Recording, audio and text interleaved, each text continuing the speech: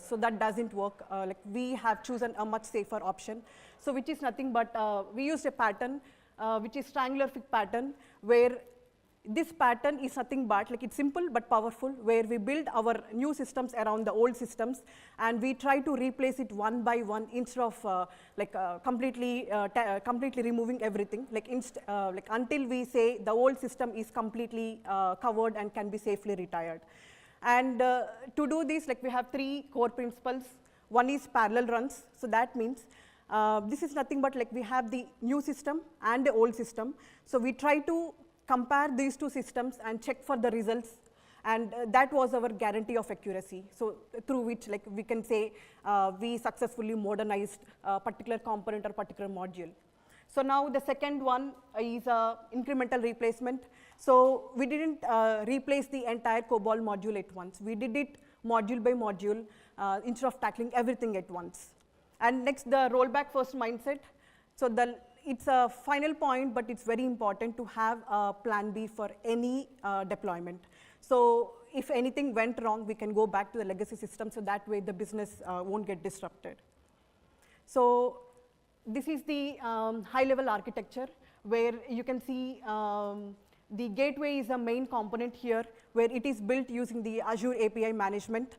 And think of it as a traffic cop, where any request coming in, like any client request or any request coming in, the API gateway is something that will decide where it should go. It should go to a new microservice or new services that we built, or it should go to the legacy systems or the legacy COBOL APIs. So like we built the new microservices in the which we hosted on the Azure Service Fabric, which was our reliable orchestrator, and we used the CQRS patterns as well, so which we'll discuss further in the coming slides. So I just want to mention here from this slide, the takeaway is the API gateway, so where it's our main component. And to build our new system, we used it like a powerful but cohesive tech stack. So for application layer, we went all in on the latest from the Microsoft, like .NET, C# and MediaTR for CQRS implementation. And for infrastructure, we used the Azure Service Fabric. So this is something like which was our orchestrator, which works as our orchestrator. And also the service bus, the Azure Service Bus, this was our messaging backbone. And Azure Functions for handling any serverless workloads and all. For DevOps, like our process was automated using the Azure DevOps pipeline. And for infrastructure as code and legacy, like we use the Azure Bicep templates. This is to define our cloud environment. Like it is very readable, and we can know what we are trying to deploy, and it is defined very clearly. And next, the clever combination of the PowerShell scripts and the source generators. So this came into picture, like when we have this example of having a COBOL mainframe code, and we wanted to, like it has decades of business logic, as I mentioned before. So we wanted to completely pick all the business logic, so which some of the developers even touch those for like over the years. So it just was there existing. So we wanted to extract that logic as well. So these 2 combination came into picture for the COBOL code translation. And now, one of the coolest parts is the again the COBOL to C# translation. So here, like when we have these much of business logics which is existing for 30 years and which we haven't touched some of the parts. So now, how do we make sure like we safely translate all the business logic from COBOL, like which some might have understanding to that and some may not have the understanding to that business logic. So yes, you automate it. So we automated the extraction of the business logic using the PowerShell scripts. So these PowerShell scripts helps in extracting the business rules, whatever is present in the COBOL, and then it is fed to the source generators. So the source generators, which has which converts into the C# classes, clean C# classes, so which acts as a C# translator. And using that, like as shown in the snippet here, the COBOL code before, how it was, and after when we use the combination of the PowerShell and source generators, so this is how it has been converted into the C# classes, which we'll be using in the, which this will be used in our later conversions, later movement. So now for the API management layer, this is one of the, like I would say, heart of our migration strategy, where this API management, we have built this using the Azure API management to get the unified gateway. So this is not just a simple router, but it acts as a like a traffic controller, intelligent traffic controller. Like for example, when client sending any requests, so as I said, the API gateway decides where it should send. It should send to the our newly built shiny microservices, or whether it should send to the legacy COBOL APIs. So this part is something that decides where it should go, and I'll go further and tell how we have achieved this. So for this, we also have to enable the gradual traffic shift from the legacy COBOL to the new microservices. So that was done via API versioning. So API versioning, how it comes into handy is, for example, I can say an example of modernizing the policy lookup, where we expose it as a version 2 endpoint, and now the version 1 is still on the still pointing to the legacy COBOL APIs. So now we could tell our systems to point to the version 2 and get the response, and we will also so this is like if anything went wrong, or if there is any change, if anything went wrong, we can immediately switch back to the version 1, which is still on the legacy systems. That way we won't disrupt the business. So this way we try to migrate each piece, all the modules one by one, doing the versioning, and then also keeping the old version and comparing both of them as well. So this layer in general gave us the control and complete control, and also monitoring, to have the comparison and to have the guarantee checks. And the other critical part is parallel validation architecture. So our commitment to, so this was nothing but a critical key part, where it was our commitment to trust but also verify. So we never assumed that our code would just work, or it was always right. So instead what we have done is we have built an automated parallel validation architecture. So it is, so this can be done through a couple of steps. So one is dual processing. So the dual processing is enabled only for critical transactions, and also so which is nothing but we were comparing the, we have a new system, we have an old system, and we are comparing both the results from the old system. In the sense, API gateway, when we have any request coming in, so the request will be sent to the, we have an existing system, and the request will be sent to the legacy system. Now we'll get the official the response from the legacy system, and we will also send the shadow request of that, shadow copy of that request to the new microservice as well. And that's how we'll compare both the results, and we will see if how much accuracy that we have and all. So in general, our new service, any new service that has been modernized or re-architected, so we will make sure that service goes through thousands of real world scenarios like this, and then only we make sure, we check for the accuracy, the utmost accuracy, then only we will roll it out to the business users based upon the stability. So this not only gave the confidence to the business users, but also ensured the data integrity. So this way, the comparison was the key for guarantee. And also, with this, we were able to migrate it smoothly. And here, workflow orchestration. So the insurance processes, they are not simple all the time. We have different multiple workflows over here. For example, claim that needs to be approved. It needs to go through different steps. So one is submission, to validation, to approval, to payout. So all these steps needs to be executed or needs to be completed successfully. So the challenge here is who can ensure all these steps executed successfully is something. Then here comes the powerful pattern, which is distributed saga. So distributed saga pattern, so the responsibility is to make sure everything executed in an order. If anything fails, it will try to trigger the compensation logic. So it will send a command to the services and say undo your work. So this way, it is helpful for all the steps to be executed in the order.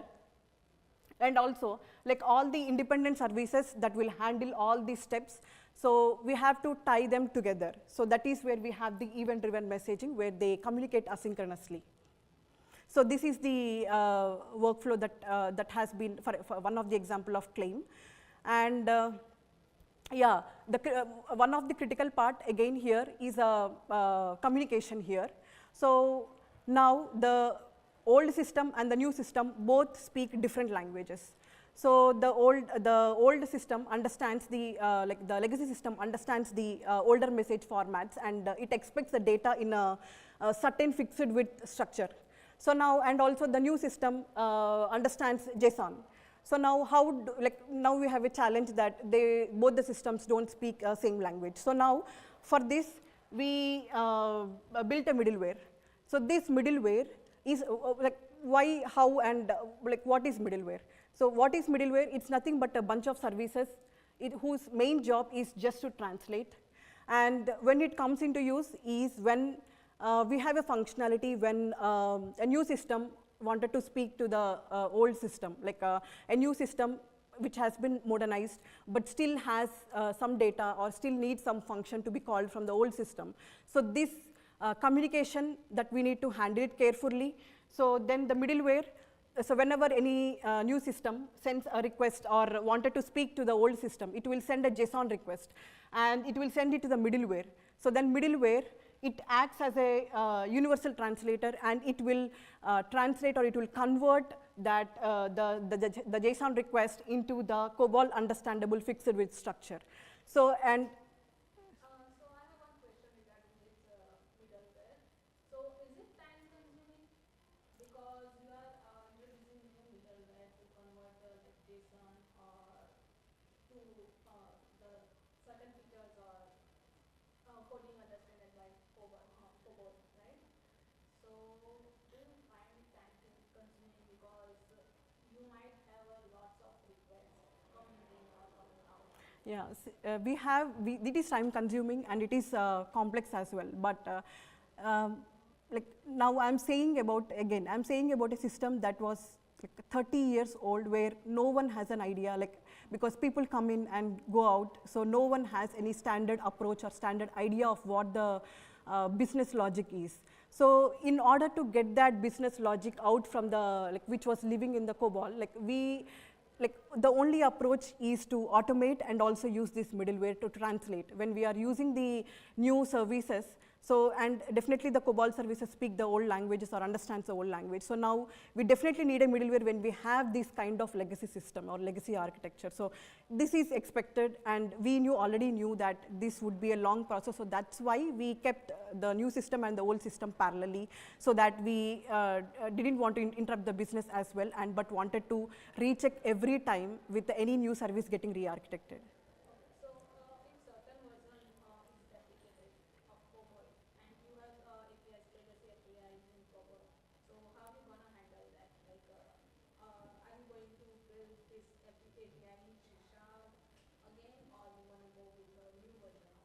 So here in this we all dealt with already existing COBOL APIs.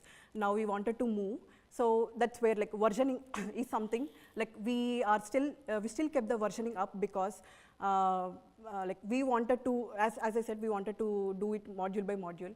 So when we are doing any change for or re-architecting a model of policy lookup now, and then when we are exposing it as version 2, the system when the requests come in, we'll say, hey, use this version 2 as we have re-architected it.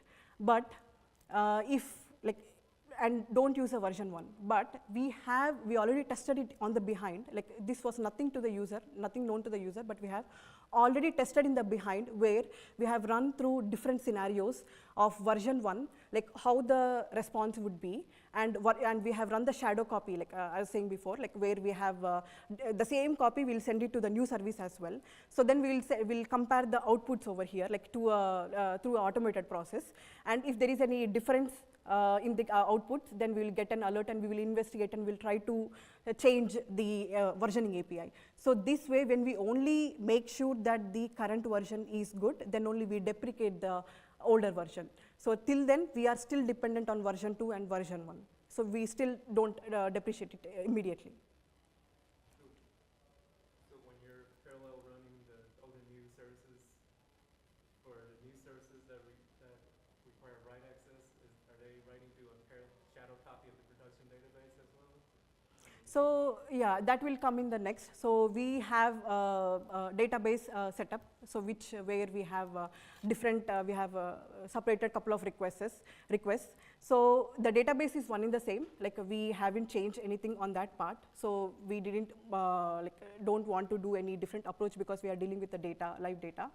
But it will just through the endpoint, like as we are exposing it as a different endpoint, but the, like I would say, the talking is different, but the way of how they reach the DB is something that we have changed in this translation. Got it? Okay. So, okay, let me complete this. Yeah, so like we have this middleware, like where we try to, when, as I said, when we want to talk in the old system or new system still wants to talk, this middleware will translate the from COBOL understandable language to JSON understandable language. So this way, this allowed us the migration incrementally possible, like without any disruption. And yeah, one of the example that we re-architected that I can share is claims processing, where this claims processing, for this we used the CQRS, so which is nothing but the command query responsibility segregation, where we have like think of it as any busy restaurant that we have, like and we have like a line waiting, people waiting in the line for ordering, get stuck behind the people who are ready for their pickup. So now then what we will do, we'll just create two separate windows, one for ordering the food and one for picking up. So similarly, we have done the same thing with the data. So this is just like how to make the like user experience better. So we did the same thing with the data. So whenever a request comes in to change the data, so we try to think of it as a command, like we call it as a command. Then it will go through the ordering window path. So this path is all about safety and validation rules and business rules, following the business rules, which is defined in the domain-driven model. And then once it passes that, it will save into the right optimized database. And let's say a request comes in to read the data. So now we call it as a query.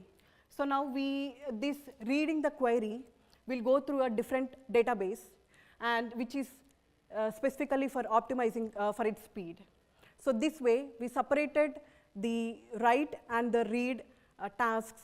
So the main aim for this is to, like we have to achieve that performance and also the user experience. Like we made sure that the read, anything that is related to reading data is fast and never slows down the new claim processing. So this way we separated it. And yeah, so this also like got us like a couple of like we were able to migrate it with this easily, and we re-architected the claim processing. So now for the pipeline, like we used the Azure Bicep templates to manage and build the cloud environments.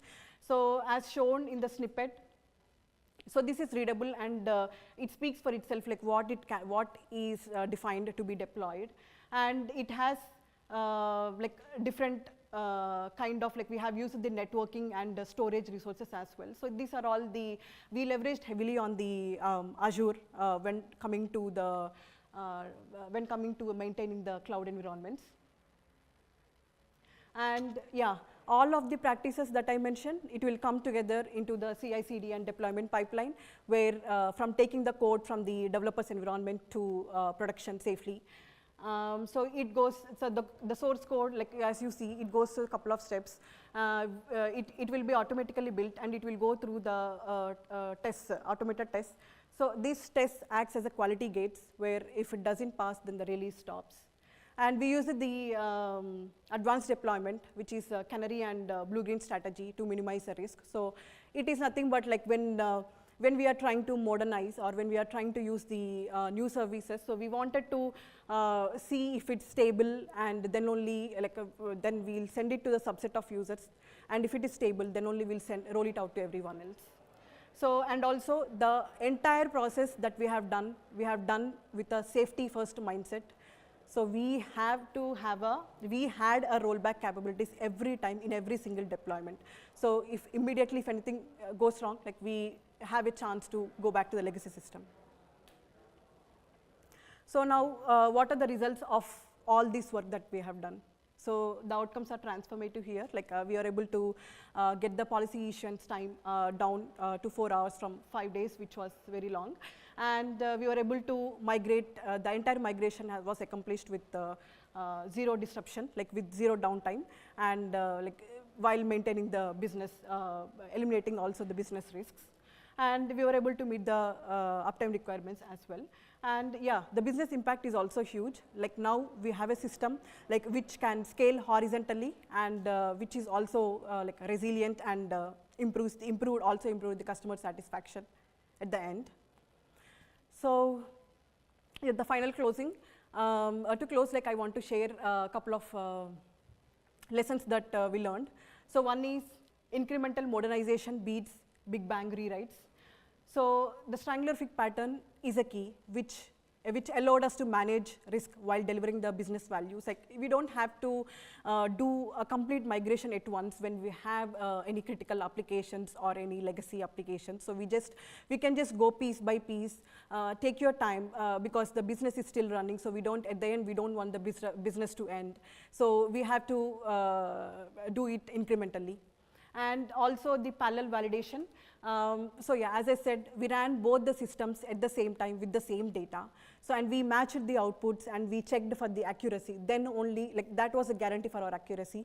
Then only we rolled it out to everyone else. And yeah, the rollback capabilities. Yeah, you have to have a plan B for every single deployment. Like if anything falls back, like we have an option or we have a safety switch. And blending the modern practices.